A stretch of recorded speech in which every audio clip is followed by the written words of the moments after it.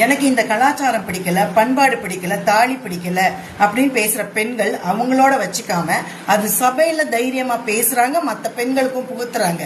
அந்த ஃபெமினிசம் பேசுற பெண்கள் நீங்க புகுத்துறதெல்லாம் சரி, லிவின்ல வாழ்ந்துக்கலாம், தாலி கட்டாம வாழ்ந்துக்கலாம், வேணாம்னா பிரிஞ்சு போகலாம், ஒருவனுக்கு ஒருத்திங்கிற கான்செப்ட்லாம் இதுல தேவையில்லை அப்படின்னு பேசுற பெண்கள் ஒரு விஷயம் நல்ல ஞாபகம் வச்சுக்கோங்க.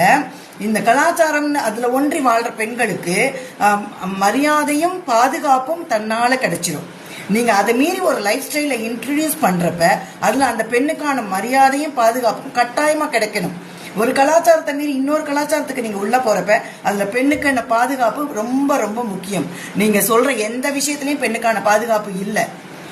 அதை புகுத்துறப்ப அதையும் சொல்லி அதை இன்ட்ரடியூஸ் பண்ணுங்க. நீங்க புகுத்துற விஷயம் பெண்களுக்கு பாதுகாப்பானதா இருக்கணும்.